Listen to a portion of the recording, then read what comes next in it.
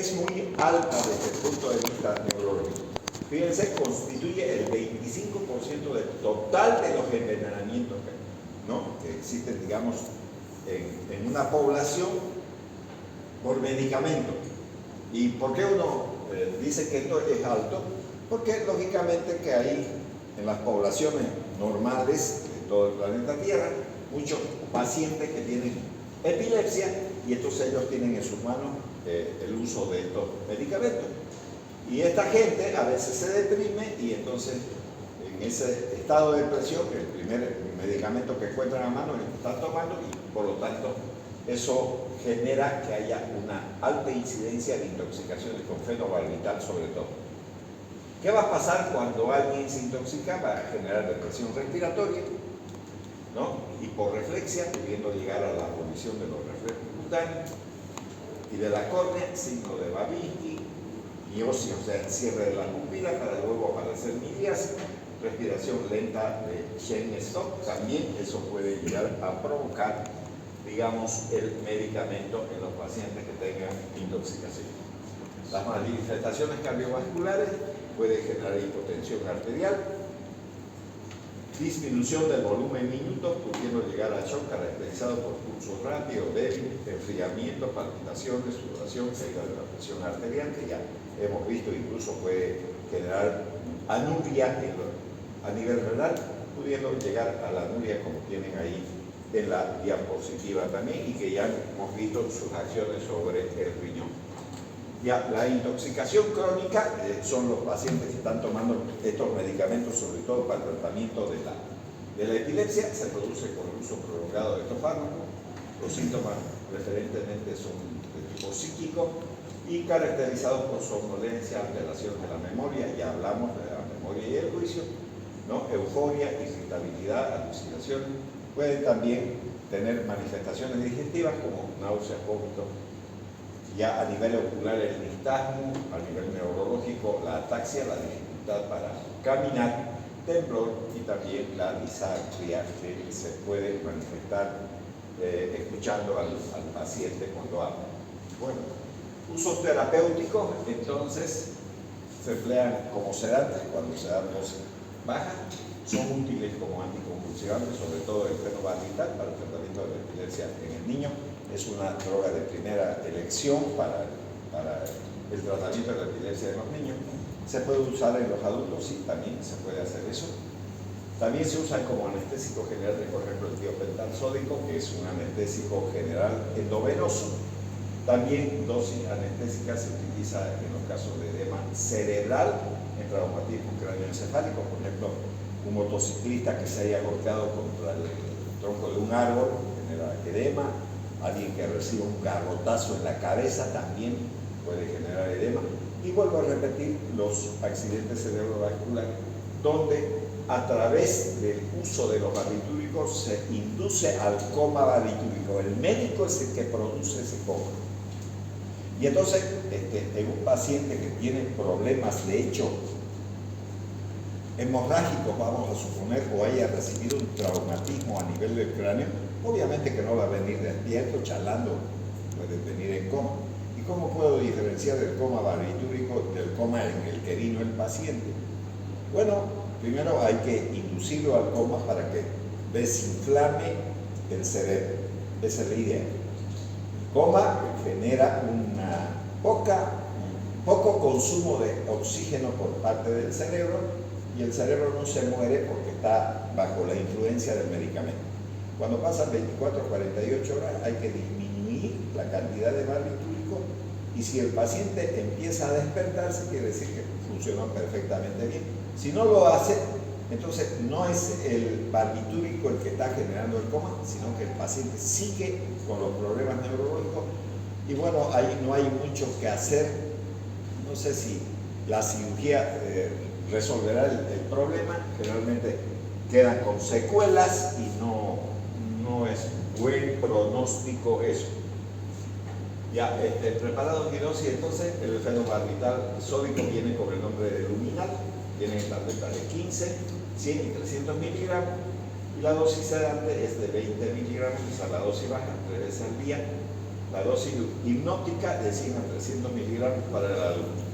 El fenobarbital sódico en gotas se puede utilizar en los recién nacidos, viene con el nombre de Hipnol, producto nacional, y entonces 1 miligramo por cada gota contiene. Fíjense, cada gotita, entonces contiene 1 miligramo, el frasco viene con 15 ml, ¿no? Y la dosis en 3 gotas a 6 gotas, ¿no? Que son 3 a 6 miligramos por kilogramo peso. Si un niño pesa 3 kilos, entonces hay que multiplicar 3 por 3, entonces son 6 gotas. Correspondería a un niño de 3 kilos, ¿no? De peso. Entonces eso correspondería. Bueno, también viene en ampollas, ¿no? En inyectables, el fenobarbital sódico en ampollas que contiene 2 ml y los 2 ml tienen 200 miligramos. O sea que quiere decir que cada ml contiene 100 miligramos y medio ml obviamente 50 miligramos, ¿no? Eso para, y les vuelvo a repetir, sí se puede administrar por vía intramuscular, pero generalmente es irritante y se recomienda asociarlo con una anestesia. La mejor manera de aplicar en el ser humano, lógicamente, es aplicándole por vía intravenosa, ¿no? Eso sería también el punto. Bueno, el pentobarbital sódico viene con el nombre de Nembutal, vienen en cápsulas de 100 miligramos e inyectable en dosis de 100 miligramos al día. El tiopental sódico, que es el anestésico que más se usa, no debe de mezclarse jamás con la succinilcolina. En la misma jeringa, recuerden que eso ya hemos hablado en receta, hemos hecho poner el nombre del médico, el teléfono. Cuando alguien tiene una duda, viene el paciente para que le ponga este medicamento, ¿puedo mezclarlo en la misma jeringa para anotar? No, este no es el buen caso entre la succinilcolina y el tiopental, pues no hay compatibilidad con los medicamentos si se hace eso. Así que mejor aplicarlo por separado y en diferentes venas, no en la misma. Frasco ampollas de 1 gramo con ampolla de agua destilada de 50 ml, dosis, digamos, 300 miligramos por día intravenosa para resolver el problema también. Bueno, ahí tenemos todo. Bueno, con eso terminamos los hipnóticos y vamos a pasar a las benzodiazepinas porque tienen similar mecanismo de acción, aunque no son iguales, pero son interesantes las benzodiazepinas también. Bueno, vamos a cambiar entonces de diapositiva.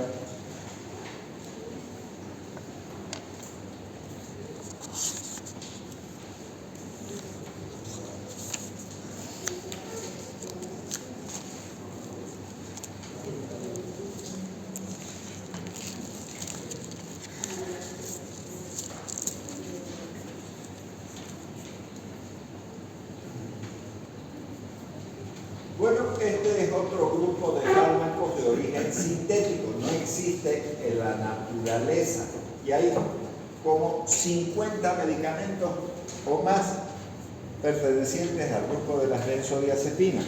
¿Dónde fue creado esto? En los laboratorios, ¿no? Generalmente entonces no son médicos los que han creado esto, sino farmacólogos. Entonces vamos a ver algunas diferencias entre las benzodiazepinas y también vamos a hacer algunos comentarios, porque es bueno hacerlo, para que ustedes sepan, tanto hombres y mujeres, porque digamos, estos medicamentos son muy utilizados al final de cuentas y también, ¿no? Tienen una desgracia de que nuestro departamento digamos, se expenden de manera libre, y no es bueno que lo hagan porque deberían de usarse siempre recetas valoradas, uno porque pueden causar dependencia, pero también hay muchos fines delincuenciales con el uso de estos medicamentos. Entonces eso vamos a ver.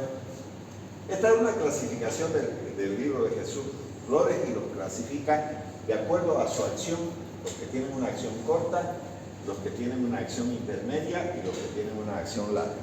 Eso es importante tener en cuenta. Miren la cantidad de medicamentos hay.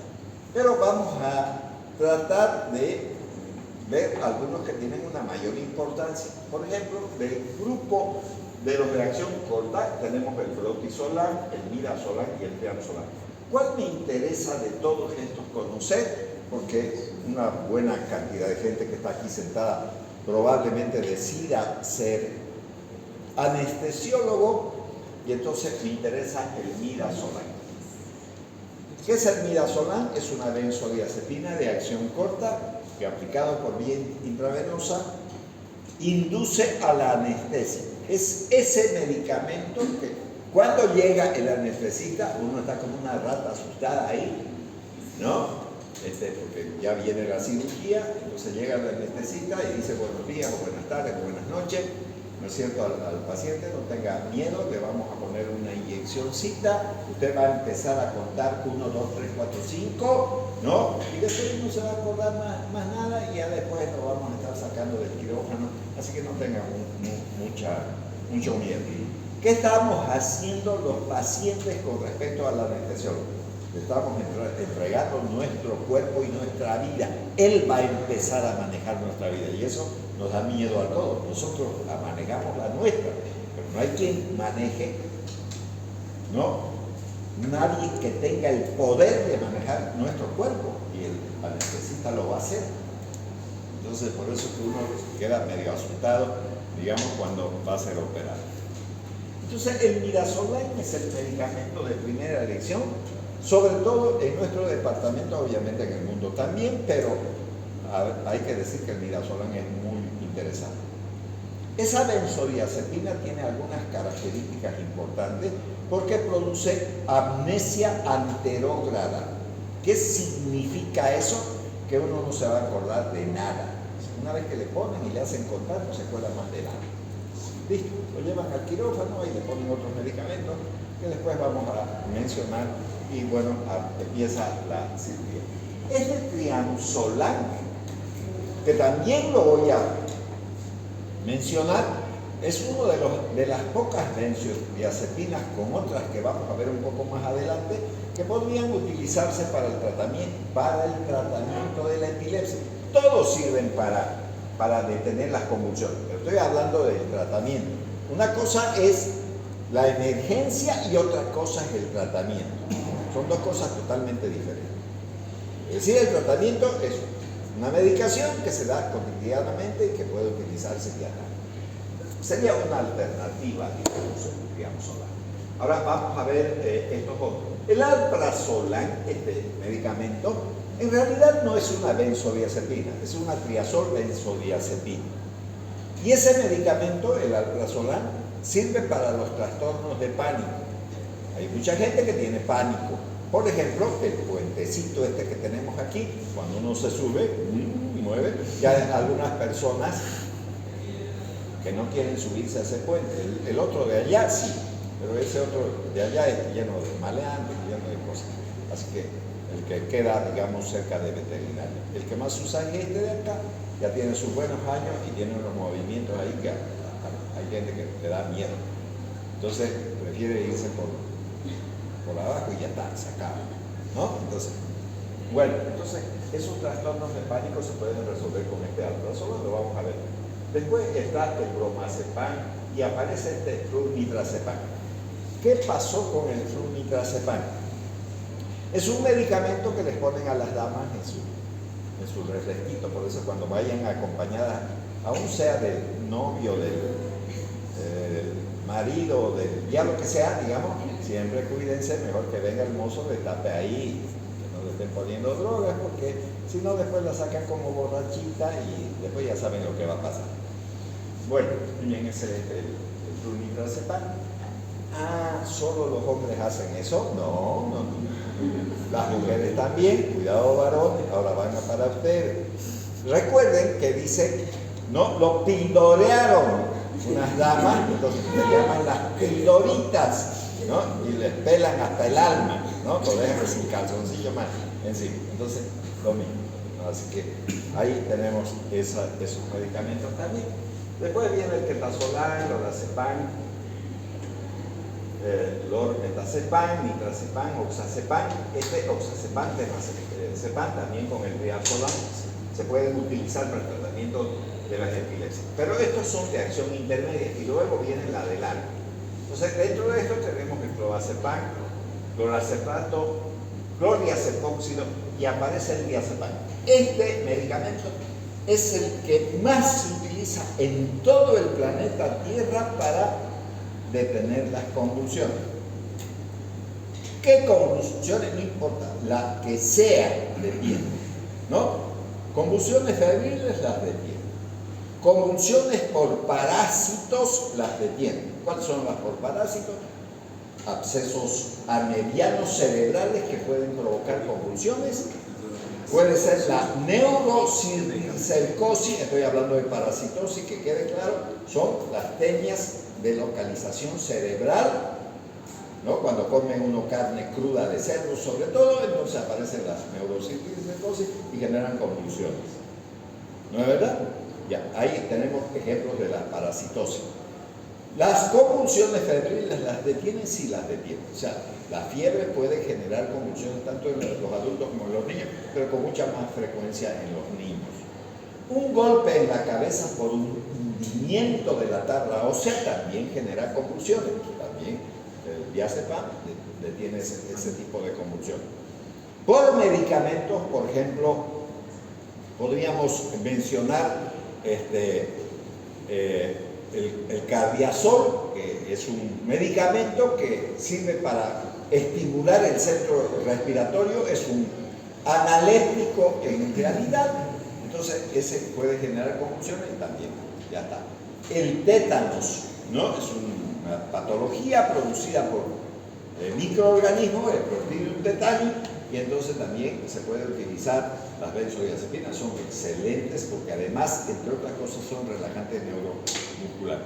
Entonces, así sucesivamente podemos hablar toda la santa noche de convulsiones, ¿no? De diferente origen, incluyendo los tumores cerebrales que pueden llegar a provocar, digamos, convulsiones. Entonces, el diazepam es el mejor. Después viene el flurazepam, el merazepam y el nordiazepam. Entonces, todos estos son de acción larga. El que más se debe utilizar, pues lo voy a repetir, es el diazepam. Entonces, he visualizado algunos de los medicamentos que vamos a desarrollar en la presente clase. Aquí tenemos la estructura química del fármaco más utilizado, que es el diazepam, el rumacenilo y la buspirona, que también tienen una relación de ser depresores del sistema nervioso y que podrían utilizarse, digamos, como alternativa, aunque no son benzodiazepinas, sino simplemente estamos relacionando. Entonces, son fármacos sintéticos, vuelvo a repetir, están elaborados en el laboratorio, no hay naturales, ni nunca hubo. Todas las estructuras muestran que son 1,4-benzodiazepinas. Posee un grupo carboxamida en el anillo heterocíclico de 7 miembros para que la actividad genere sedación. Entonces, ¿qué son las benzodiazepinas? Son sedantes. Son sedantes. Esos son. Se requiere un sustituyente en posición 7, como un grupo halógeno en el grupo NIC.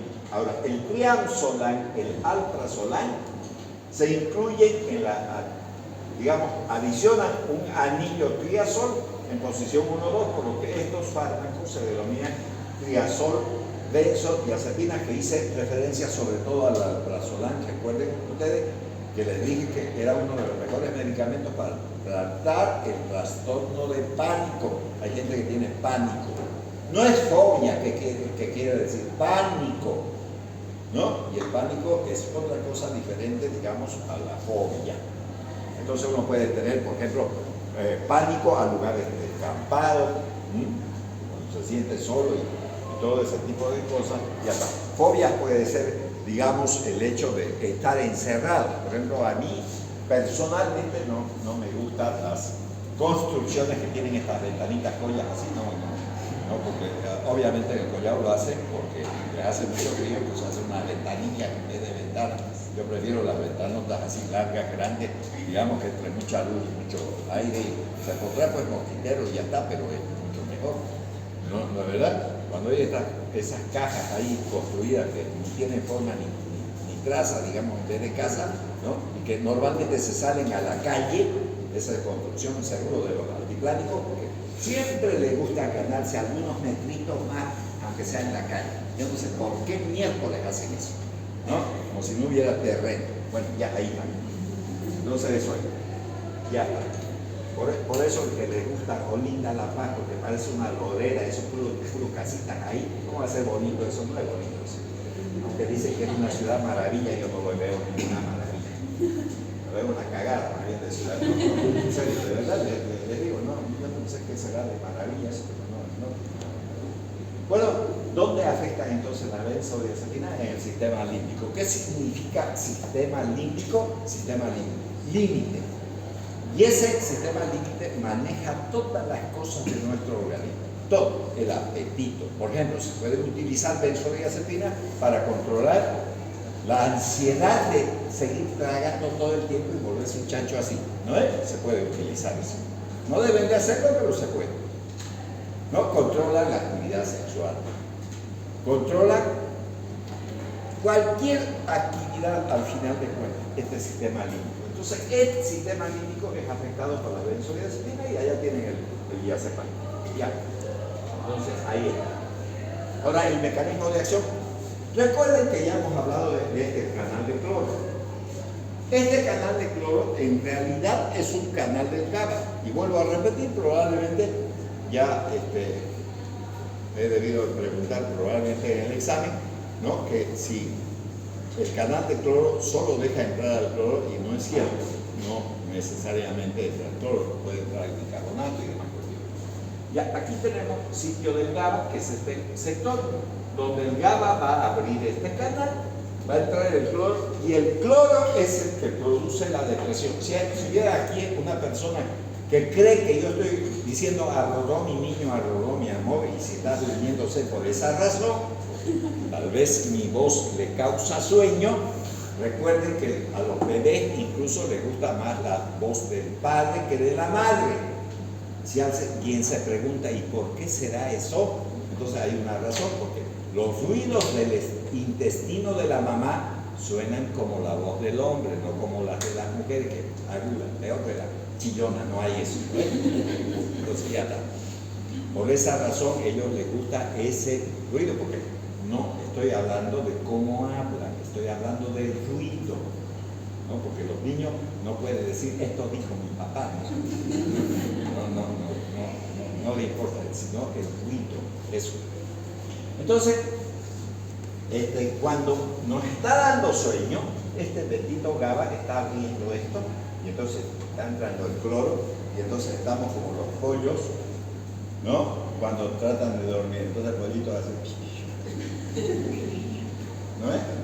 Eso quiere decir que hay una depresión, ¿no es verdad?, del sistema nervioso por la acción, ¿no?, del GABA. El GABA está haciendo eso.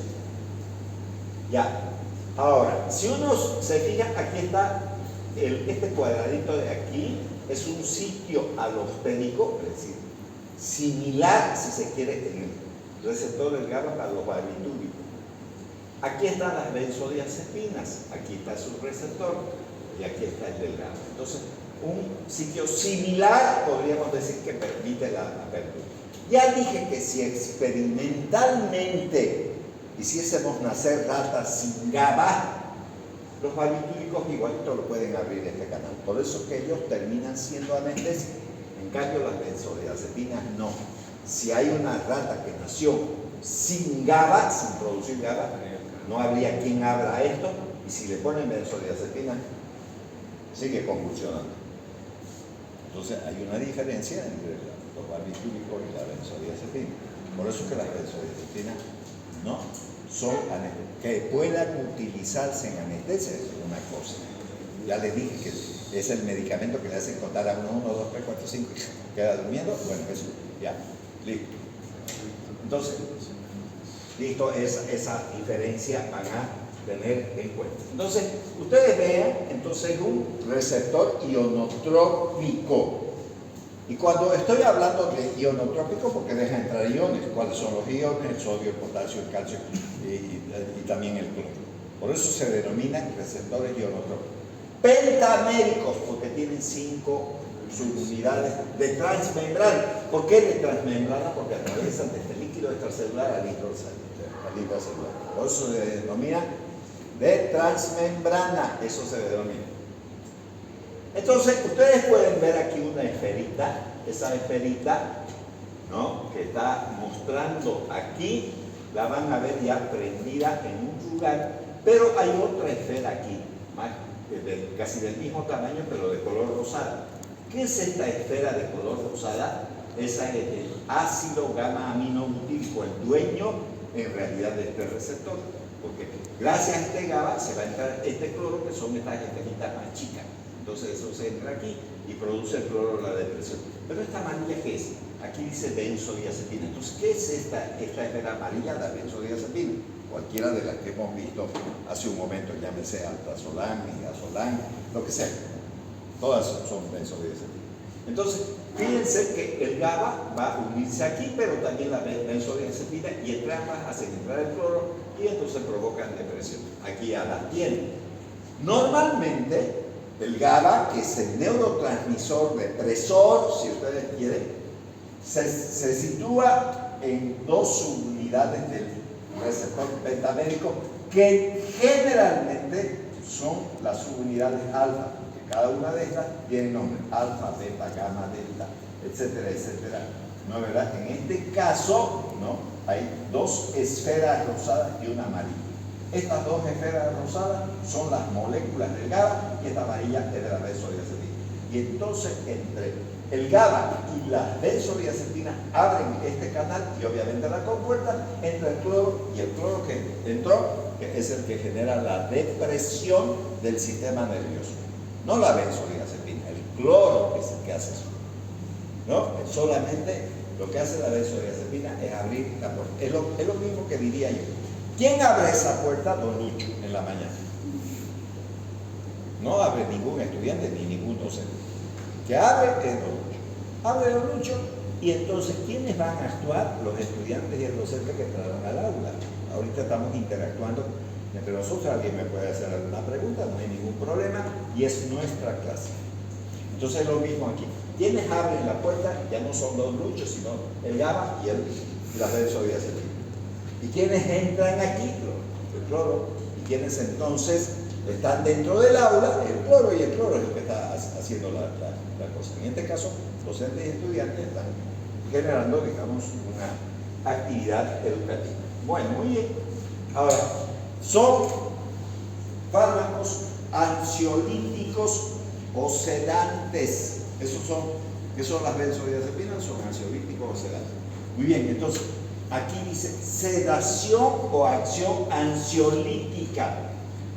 No. Por ejemplo, a ver, el próximo parcial vamos a dar oral. El medio punto va a ser corto.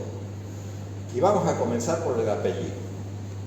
¿Cómo creen que van a estar los estudiantes allá? Con una ansiedad de demonio. ¿No es? Porque dirá, ¿qué preguntará el viejo de mierda que está ahí adentro? Y además, empieza a hacer el estómago. Ya tengo ganas de ir al baño. ¿No? Entonces, ya cuando sale el primero, ¿cómo te fue? ¿No? Ya quiere decir que le fue mal, ¿no? Porque normalmente mentimos, más o menos, dicen algunos, ¿no? Otros dicen bien, dicen, aunque le haya ido para la mierda, pero igual que yo.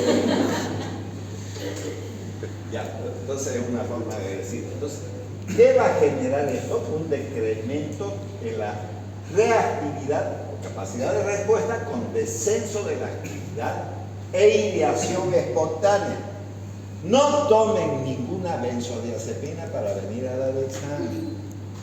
Yo me acuerdo que había un compañero, no voy a decir el apellido de nada, en la Universidad Nacional de Córdoba, obviamente boliviano, y estaba dando examen con un profesor que hay un libro ahí de química que se llama Antonio Blanco. Ahí lo tienen en la biblioteca, Antonio Blanco. Antonio Blanco, si ustedes quieren ver, va a decir Universidad Nacional de Córdoba. Entonces estaba dando de manera oral, y la señora de la casa le dijo que se tome una benzodiazepina, y el sonso de miércoles se tomó. Cuando llegó al examen, lo único que hacía, sonreía, le preguntaba y no era correcto. ¿Y cómo creen que salió aplazado? Pues no. Y cuando se le pasó el defecto, entonces empezaba a llorar un montón. Entonces, a ver, veamos. Entonces, no hay capacidad de actividad, de ideación, y uno tiene que tener idea de lo que le están preguntando, ¿o no? no tienen ni idea de lo que están preguntando, qué quieren que conteste. No. Entonces, cuidado con eso. Entonces, en los pacientes con ansiedad, lo que están haciendo con la ya, digamos, alivian tanto su tensión subjetiva como los síntomas objetivos. ¿Qué le pasa a una persona que está sumamente nerviosa? Suda, tiene taquicardia, ¿no? Molestias digestivas, ya me voy al baño, espérenme. Y si me llama, a Olinga vengo, ¿no? Si es que no sea en los calzones, ya, ¿sí? ¿O no? Bueno, muy bien, entonces ya tenemos eso. Son mucho menos eficaces para los trastornos de pánico y completamente ineficaces en los trastornos fóbicos. En contraste, para estos trastornos de pánico, está el alprazolam, el que les mencioné cuando les estaba explicando, ¿no?, la diferencia que existe con algunos de ellos. ¿Por qué? Porque no es una benzodiazepina en realidad, sino es una triazol benzodiazepina. O sea, su estructura química no es similar a los de los demás. Entonces, mostrando eficacia en esos trastornos de pánico. Entonces ahí vamos a tener el uso del alprazolam en este caso, ¿no? Entonces ya tenemos ahí diferencia también dependiendo de la estructura. Ahora, acción miorrelajante. Ya les dije que las benzodiazepinas son miorrelajantes. Importante tener en cuenta porque el tétanos producido por la bacteria Clostridium tetani provoca el opistótono. Recuerden que es una posición donde pone la nuca y los talones y hay una tensión muscular. Entonces usted tiene que usar una benzodiazepina, no un anticonvulsivante nomás, sino también un miorrelajante. Estoy hablando de las convulsiones del tétanos, no estoy hablando de otra cosa. Entonces, ya el diazepam y otras benzodiazepinas, fíjense, siempre lo nombran al diazepam primero, y otras benzodiazepinas provocan una relajación de la musculatura esquelética en los estados, por ejemplo, de distonías disinéticos, que esto puede aparecer en el Parkinson también, la disinesia, ¿no?, hipertónico y espástico. Una acción miorrelajante se ejerce sobre el sistema nervioso central, no a nivel de la unión neuromuscular. Se ejerce a nivel del sistema nervioso central. Recuerden que el Clostridium tetani en realidad no produce eso, sino sus toxinas. Está la tetanolicina y la tetanoespasmina, que son las que produce el Clostridium tetani para provocar esos espasmos musculares. La tetanoespasmina, que es una toxina de la bacteria. Bueno, en la propia médula espinal, donde facilita fenómenos de inhibición, en la formación reticular activadora del encéfalo, en los ganglios basales y en el cerebelo. Recuerden que el cerebelo es un área importante también de la actividad motora, mucho más específica, como por ejemplo para escribir a máquina, todo ese tipo de cosas se usa el cerebelo. Bueno, entonces eso también habrá que tener presente a la hora de tratar de usar estos medicamentos. Ya, acción anticonvulsivante. Ejercen una acción anticonvulsivante generalizada, por ejemplo, en las convulsiones provocadas por agentes tóxicos, en el caso de toxinas bacterianas y fármacos proconvulsivos tipo cardiazol. Recuerden que hace un rato hablé de este cardiazol, ¿no es verdad? Entonces, este medicamento provoca convulsión, es un analéptico, es un estimulante del sistema nervioso central, pero a nivel respiratorio. Suelen tomar las personas cuando viajan a las alturas, por ejemplo, si alguien viaja a Potosí o Duro, lo que sea, entonces toman. No les recomiendo que lo hagan porque muchas personas son muy sensibles y les puede provocar convulsiones, entonces no lo hagan. Ya, en las convulsiones febriles, ya les he hablado también de eso, en el síndrome de abstinencia al alcohol y los barbitúricos, algunas son eficaces en determinados tipos de epilepsia, concretamente en las crisis de ausencia y para revertir el estatus epiléptico también. Entonces eso es lo que vamos a tener con las benzodiazepinas. El diazepam es uno de los mejores medicamentos en la emergencia por convulsiones. Entonces cuando alguien viene en emergencia, ahora voy a hablar aquí también un poco de la farmacocinética, porque quiero que aprendan. Ya, ¿cuál es la mejor manera de absorberse de la benzodiazepina? La vía oral. Ustedes no lo creen. Pero ¿cuál es la peor vía de absorción de las benzodiazepinas? La vía intramuscular. No pongan benzodiazepina por vía intramuscular. Si alguien dice, ¿y por qué? ¿Por qué dice usted que la vía oral y no la intramuscular? Bueno, las benzodiazepinas tienen una gran afinidad de unirse a las proteínas. Tienen una gran afinidad. ¿Qué es el músculo? Es pura proteína. Por ejemplo, si alguien quiere hacer una dieta y dice consumir proteínas, anda a comprarte carne al mercado. Está consumiendo proteínas. Entonces, cuando le ponen intramuscular, se prenden las benzodiazepinas a las proteínas.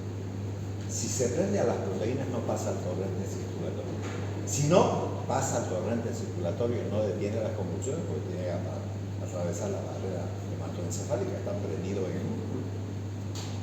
Entonces, cuando un niño viene en brazos de su madre y está convulsionando por fiebre, ay doctor, no le pillo la pena, dice la enfermera.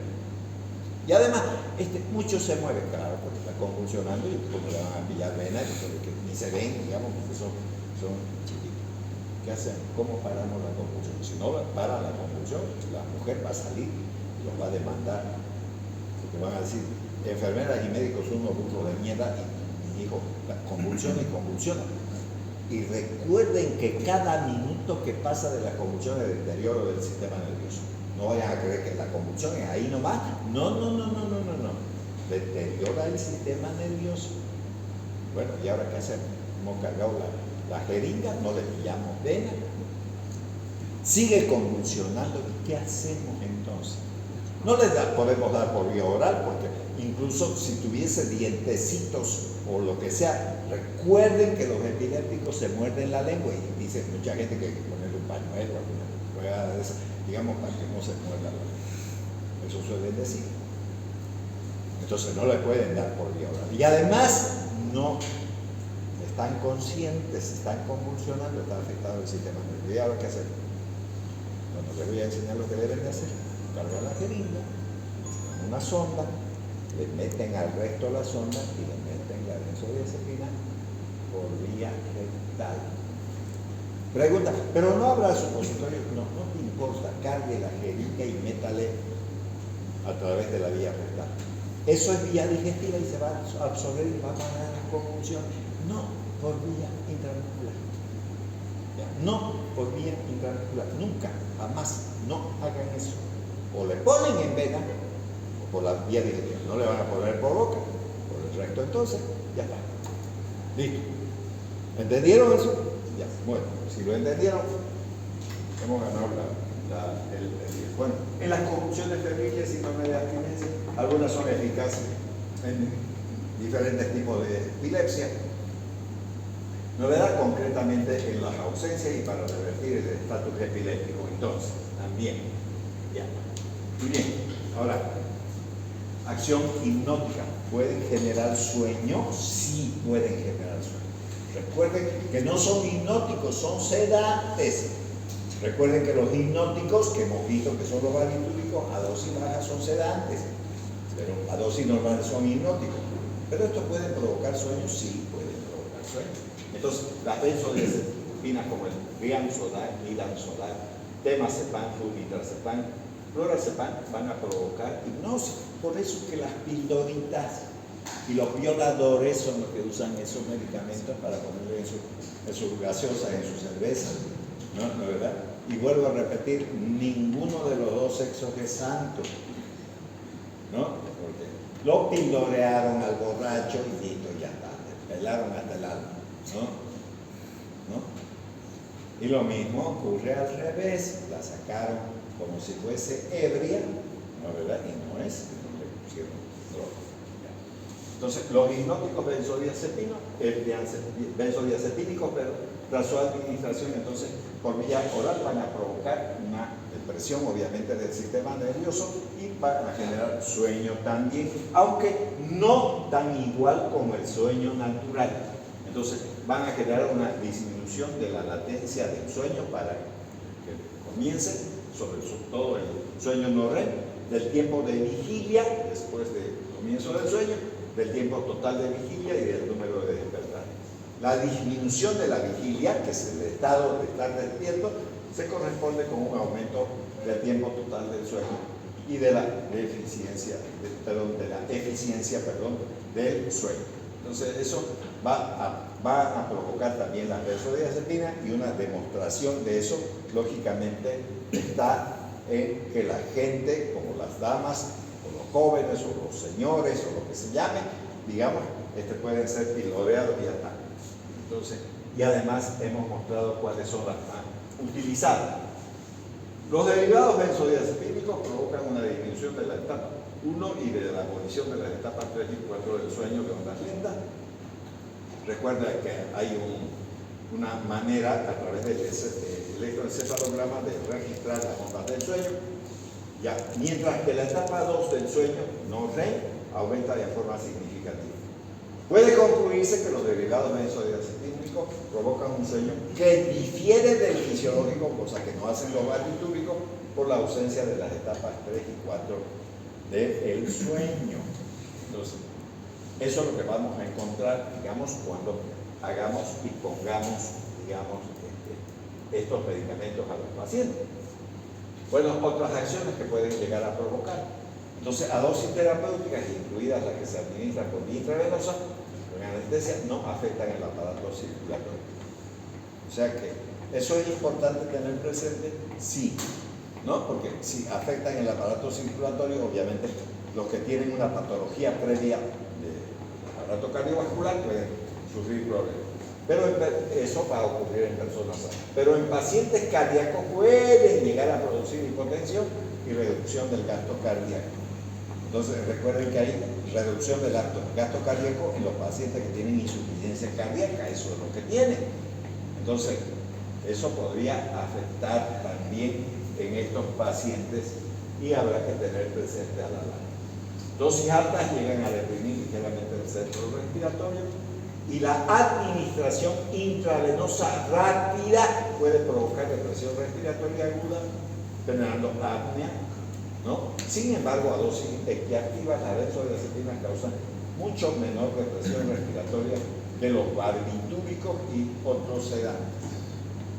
Por ejemplo, los hipnoanalgésicos como la morfina, aún a dosis muy bajas, demasiado bajas, pueden deprimir el centro respiratorio, ¿no?